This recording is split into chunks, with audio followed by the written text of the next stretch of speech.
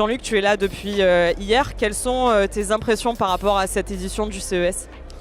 Je trouve que c'est une très bonne édition du CES pour nos startups. D'abord 29 startups, très belle délégation d'Aix-Marseille-Provence. 11 awards à signaler, un Best of Award, il n'y en a que 2 en France. Et puis en plus pour une de nos entreprises, BeLife, en plus du Best of Award, ce matin un Top Tech est probablement le seul Top Tech français à ramener. C'est assez exceptionnel pour être signalé. Et puis surtout des startups très contentes. Contentes pourquoi ? Beaucoup de rencontres, beaucoup de contacts, des grands groupes qui sont venus voir pour des clients. Et franchement, on peut difficilement ne pas être satisfait. Les Américains de la Silicon Valley nous disent « Ah, la Provence, la petite Silicon Valley, ah, la Provence, la nouvelle Silicon Valley, ah, la Provence, l'innovation tech de l'Europe ». Ben voilà, on est en train de prendre cette réputation.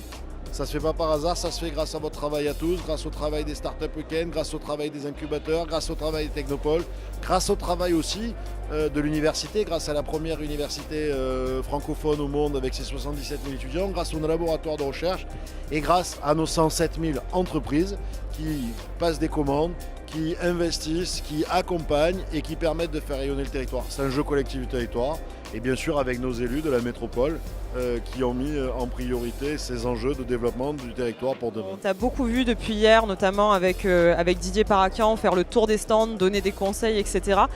Quels seraient tes meilleurs conseils pour réussir son CES et faire qu'après le CES, on arrive sur des choses formidables pour les startups ? Les meilleurs conseils pour les startups ? Alors le meilleur conseil pour les startups, pour réussir le CES, c'est trop tard. Ils y sont déjà. Par contre, c'est pour l'après. C'est après, il faut prendre 24 heures ou 48 heures pour débriefer, pour réfléchir et pour classer les différents types de contacts qu'on a eus entre les clients, entre les investisseurs potentiels et entre ceux qui peuvent aider à accélérer, c'est-à-dire les partenaires industriels. Partenaires industriels ou partenaires commerciaux. Il faut les classer et puis après, il ne faut pas s'éparpiller à tout vouloir traiter. Il faut se donner une stratégie et se donner une méthode. Je crois aussi un deuxième conseil, je l'ai un peu dit tout à l'heure, c'est qu'il ne faut pas hésiter à poser des questions à l'écosystème, à la French Tech, à ceux qui sont déjà passés par là pour savoir qu'est-ce qui est mieux à traiter, à privilégier ou autre. Mais aussi aux autres startups qui sont là, qui sont en année 2, voire à celles qui ne sont plus en année 2 mais qui étaient là en année, il y a 2 ans ou il y a 3 ans ou l'an dernier.